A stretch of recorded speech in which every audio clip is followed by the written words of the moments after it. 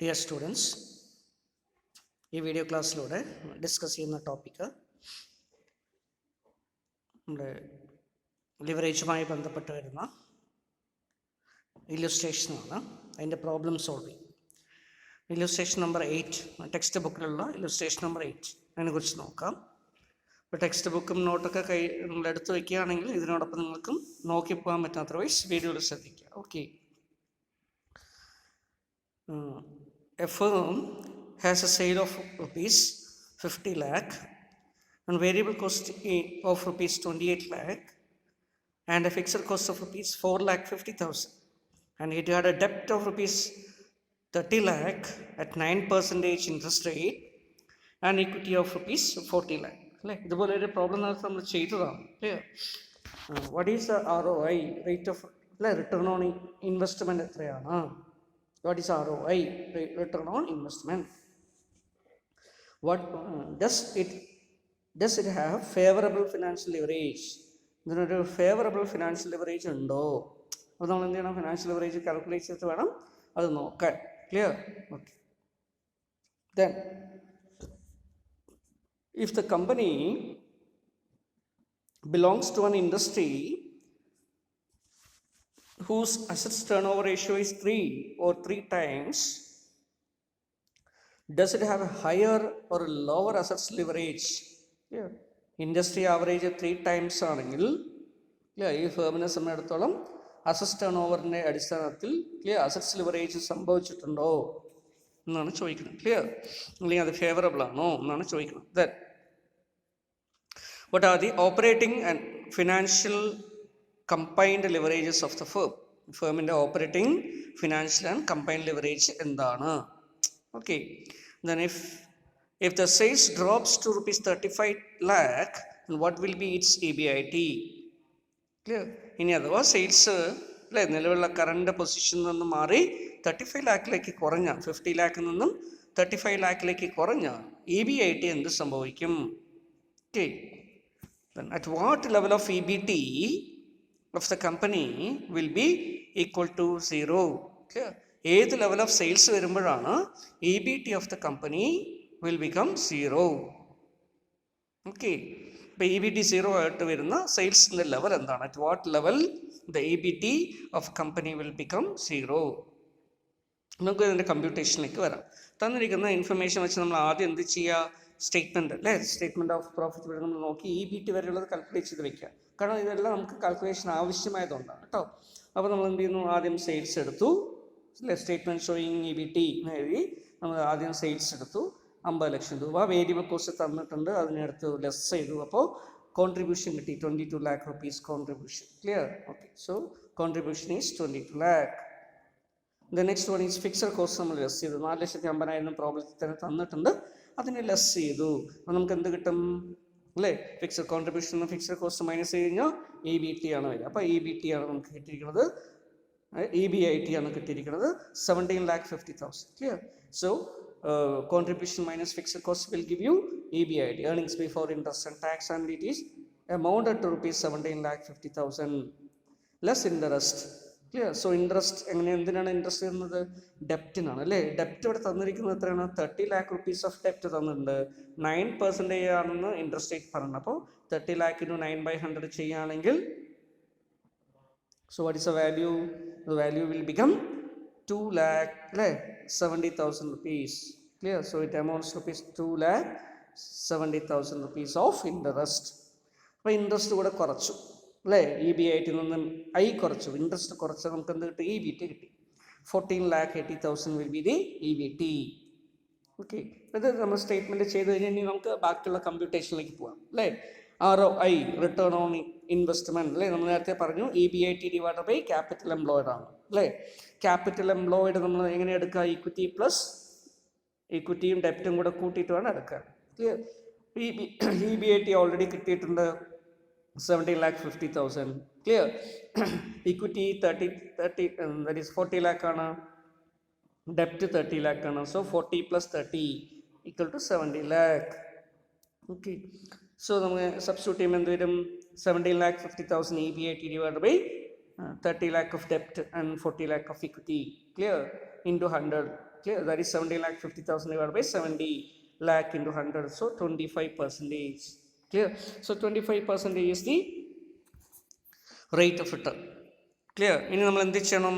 അടുത്ത് നോക്കുന്നു, ഒരു കമ്പനിയുടെ അല്ലേ ഇതിനനുസരിച്ചിട്ട് റേറ്റ് ഓഫ് റിട്ടേണിനെ അടിസ്ഥാനപ്പെടുത്തിക്കൊണ്ട് നമ്മൾ കമ്പയർ ചെയ്യുമ്പോൾ ഇതിൻ്റെ ഫിനാൻഷ്യൽ ലിവറേജ് അല്ലെങ്കിൽ ടോട്ടൽ ലിവറേജ് ഫേവറബിൾ ആണോ അൺഫേവറബിൾ ആണോ എന്നാണ് ചോദിച്ചിരിക്കുന്നത്. ക്ലിയർ.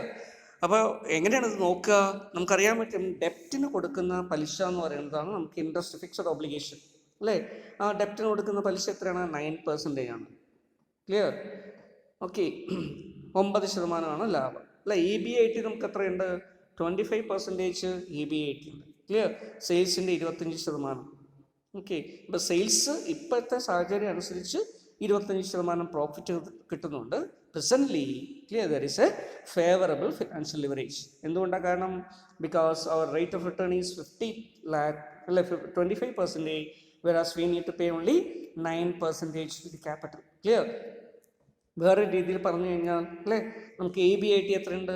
17,50,000 rupees EBIT ഉണ്ട്, whereas 2 lakhs.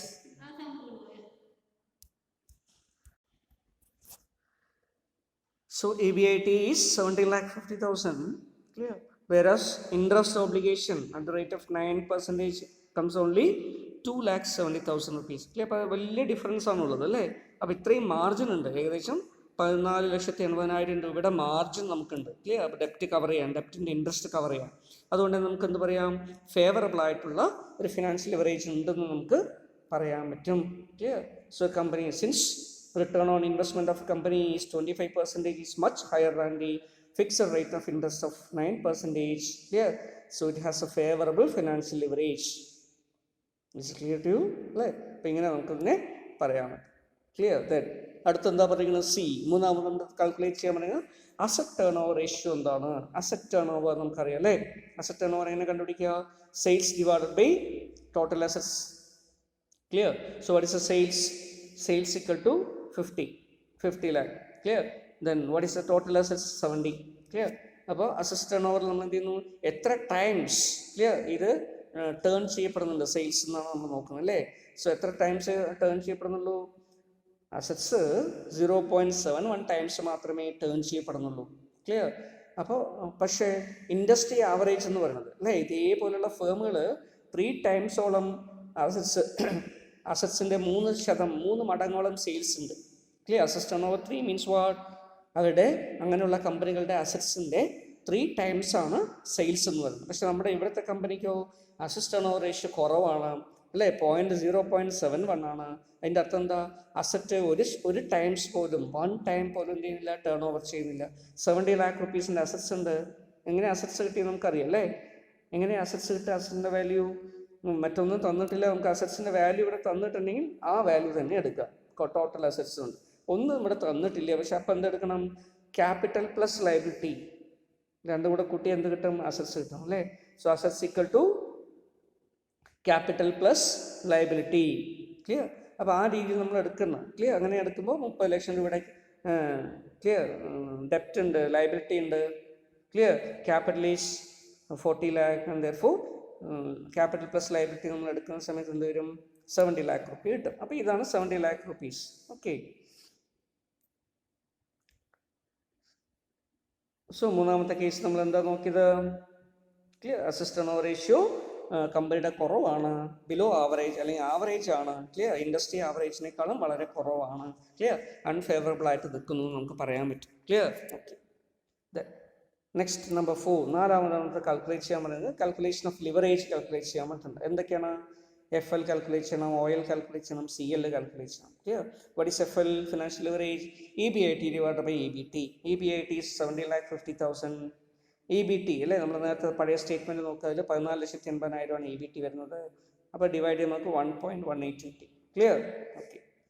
അപ്പോൾ വളരെ വലിയൊരു ഫിനാൻഷ്യൽ റിസ്ക് ഇല്ല, പക്ഷെ എന്നാൽ ലിവറേജ് ഉണ്ട് താനും. ക്ലിയർ. അപ്പോൾ ആ രീതിയിൽ നമുക്ക് കിട്ടും.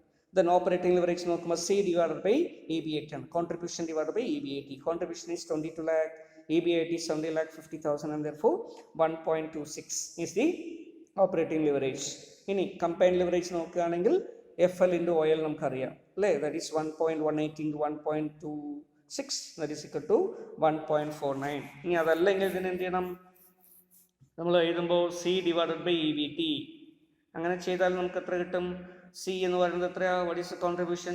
That is 22 lakh divided by E B T is, അല്ലേ, what is E B T? 14.8, 14,80,000. ചെയ്യുകയാണെങ്കിൽ നമുക്ക് എത്ര കിട്ടും? 1.49 കിട്ടും. ക്ലിയർ? അപ്പം അങ്ങനെ കമ്പൈൻഡ് ലിവറേജ് കാൽക്കുലേറ്റ് ചെയ്യും. ഇപ്പോൾ ലിവറേജിൻ്റെ കാൽക്കുലേഷനായി. ഈ അഞ്ചാമതായിട്ട് നമ്മളടുത്ത് പറഞ്ഞിരിക്കുന്നത് എന്താ? Calculation of new E B I T when sales is dropped to 35 lakh. Sales 35 ലക്ഷമായിട്ട് കുറഞ്ഞാൽ എന്ത് സംഭവിക്കും ഇ ബി ഐ ടിക്ക്? അപ്പം നമ്മൾ നോക്കുന്നു. Clear? So currently E B I T is 17,50,000, അല്ലേ? അത് അല്ലേ, ഇ ബി ഐ ടിയിൽ എന്ത് ചേഞ്ചസ് ആണ്? 50 ലക്ഷം രൂപയുടെ സെയിൽസ് ഉണ്ടാകുമ്പോൾ നമുക്ക് 17.5 ആണ്, 17,50,000 റുപ്പീസാണ് ഇ ബി ഐ ടി. അപ്പോൾ 35 lakh ആയിട്ട് ഇത് കുറഞ്ഞു കഴിഞ്ഞാൽ എന്ത് സംഭവിക്കും? അല്ലേ? അപ്പോൾ നമ്മൾ നോക്കുക, സെയിൽസ് 35 lakh എഴുതി, വേരിയബിൾ കോസ്റ്റ് നമ്മൾ എടുക്കാൻ വേണ്ടി അതിൻ്റെ പ്രപ്പോർഷനേറ്റ് ആയിട്ട് വേണം എടുക്കുക, അല്ലേ? എങ്ങനെയാണ് പ്രപ്പോർഷൻ കാൽക്കുലേറ്റ് ചെയ്യുന്നതെന്നൊക്കെ നമ്മൾ നോക്കി, അല്ലേ? ഏകദേശം ഇത് കാൽക്കുലേറ്റ് ചെയ്ത് കഴിഞ്ഞാൽ 56% വരും. ക്ലിയർ? വേരിയബിൾ കോസ്റ്റ് സെയിൽസിൻ്റെ. അപ്പോൾ ആ 56% കൊണ്ട് എടുത്താലും ഈ എമൗണ്ട് കിട്ടും. അതല്ലെങ്കിൽ എന്ത് ചെയ്യുക? അതിൻ്റെ പ്രപ്പോർഷൻ തന്നെ എടുക്കുക. Clear? 28 lakh variable cost divided by 50 lakh sales into 35 lakh current sales. അങ്ങനെ ചെയ്യുകയാണെങ്കിൽ എത്ര കിട്ടും? 19,60,000. ക്ലിയർ? ഇത് ഇത്രയും ചെയ്ത് കഴിഞ്ഞാൽ നമുക്ക് 0.56 എന്നാണ് കിട്ടുക, 56. ക്ലിയർ? ഇൻറ്റു കറണ്ട് സെയിൽസ് ചെയ്യുമ്പോൾ വേരിയബിൾ കോസ്റ്റ് കിട്ടി. അല്ലെങ്കിൽ 56% കണ്ടുപിടിച്ചിട്ട് എന്ത് ചെയ്യണം? 35,000 ഇൻറ്റു 56/100 ചെയ്തിട്ട് ഇവിടെ എടുത്ത് എഴുതണം. ക്ലിയർ? 35 ലക്ഷം ഇൻറ്റു 56/100 ചെയ്തിട്ട് ചെയ്യണം. അപ്പോൾ എങ്ങനെയാണോ നിങ്ങൾക്ക് എളുപ്പമായിട്ട് തോന്നുന്നത് അങ്ങനെ ചെയ്യാം. ക്ലിയർ? ഇത് ചെയ്യുന്നതായിരിക്കും നല്ലത്. കാരണം ഇവിടെ ഡയറക്റ്റ് ആയിട്ട് നമുക്ക് എമൗണ്ട് കിട്ടും. Clear? So variable cost divide by sales into new sales. Clear? So that is equal to 28 lakh divided by 50 lakh into 35 lakh, so 19,60,000. Therefore contribution is 15,40,000. 15,40,000 രൂപയായിട്ട് contribution കൊടുക്കും, അല്ലേ? ഇനി അതിൽ ഫിക്സഡ് കോസ്റ്റ് നമ്മൾ കുറച്ചു, 4,50,000 രൂപയുടെ ഫിക്സഡ് കോസ്റ്റ് കുറച്ചു. അപ്പോൾ E B T എത്രയാണ് വരുന്നത്? ഇ ബി ഐ ടി എത്ര വരും? E B I T will be 10,90,000. Clear? അപ്പോൾ നേരത്തെ എത്രയായിരുന്നു? 17,50,000 ആയിരുന്നു. ക്ലിയർ? അത് പോയിട്ട് ഇപ്പം 10,90,000 ആയിട്ട് കുറയും. Clear? So this is the change in the E B I T when sales clear declined to rupees 35 lakh. Clear? Okay. So note, variable cost clear will be directly proportional to the output. The output അനുസരിച്ച് variable cost മാറുന്നതുകൊണ്ട് sales drop ചെയ്യുമ്പോൾ variable കോസ്റ്റും drop ചെയ്യും. Clear? അതിൻ്റെ പ്രപ്പോർഷനായിട്ട് ആയിട്ട് വേണം എടുക്കാൻ. Then lastly നമ്മുടെ അടുത്ത് ലാസ്റ്റ് ആയിട്ട് എന്താ പറഞ്ഞിരിക്കുന്നത്? Sales level at which E B T will be 0. അല്ലെ? ഏത് സെയിൽസ് ലെവലിലാണ് ഇ ബി ടി 0 ആയിട്ട് മാറുക? അല്ലെങ്കിൽ ബ്രേക്ക് ഈവൻ സെയിൽസ് എത്രയാണ്? അപ്പോൾ ബ്രേക്ക് ഈവൻ സെയിൽസ് കണ്ടുപിടിക്കാൻ വേണ്ടി നമ്മൾ എന്ത് ചെയ്തു? അല്ലേ? നമുക്കറിയാം B P sales equal to fixed cost into S divide by F into S divide by C. അല്ലേ? Fixed cost into sales divided by contribution. അപ്പോൾ നമ്മളിതിനെല്ലാം വാല്യൂ നമുക്കെല്ലാം അറിയാം, അല്ലേ? What is a fixed cost? നേരത്തെ പറഞ്ഞിട്ടുണ്ട് 4,50,000 ആണ് ഫിക്സഡ് കോസ്റ്റ്, അല്ലേ? എന്തുകൂടെ കൂട്ടണം നമ്മളത് പറഞ്ഞിട്ടുണ്ട്? ഇൻട്രസ്റ്റ് ഉണ്ടെങ്കിൽ ഇൻട്രസ്റ്റ് കൂടെ കൂട്ടണം. Clear? So it comes to 2,70,000. Clear? അപ്പോൾ എത്ര കിട്ടും? രണ്ടും കൂടെ കൂട്ടിക്കഴിഞ്ഞാൽ 7,20,000 റുപ്പീസ് കിട്ടും. ക്ലിയർ? സെയിൽസ് എത്രയാണ്? എസ് ഈക്വൽ ടു 50 lakh ആണ്, 50 ലക്ഷം. Clear? Then what is contribution? 22 lakh ആണ് കോൺട്രിബ്യൂഷൻ. അപ്പോൾ നമ്മളിത് സബ്സ്റ്റിറ്റ്യൂട്ട് ചെയ്യുക. So 7,20,000 that is F into clear say S 50 lakh divided by C 22 lakh, that is equal to 16,36,363. So this is the break even sales. അപ്പോൾ 16,36,363 ഉണ്ടെങ്കിൽ നമ്മൾ fixed കോസ്റ്റും clear സെയിൽസിൽ നിന്ന് variable കോസ്റ്റും ഫിക്സഡ് കോസ്റ്റും കുറച്ച് ഇൻട്രസ്റ്റും കൂടെ കുറച്ച് കഴിഞ്ഞാൽ പിന്നീട് 0 ആയിട്ട് മാറും, പ്രോഫിറ്റ് ഒന്നും ഉണ്ടാവില്ല. ക്ലിയർ? ബ്രേക്ക് ഈവൻ സെയിൽസ് ആയിട്ട് മാറും. ക്ലിയർ? അപ്പം ഇങ്ങനെ സെയിൽസ് ലെവൽ ഐഡൻറ്റിഫൈ ചെയ്യാൻ പറ്റും. ഓക്കെ, ഇതുപോലുള്ള സിമിലർ ആയിട്ടുള്ള ക്വസ്റ്റ്യൻസ് ഇല്ലുസ്ട്രേഷൻസിൽ വീണ്ടും ഉണ്ട്. എക്സസൈസ് ക്വസ്റ്റ്യൻ ആയിട്ട് തന്നിട്ടുണ്ട്. അതൊക്കെ ഒഴിവുള്ള സമയത്ത് ചെയ്ത് നോക്കുക കേട്ടോ.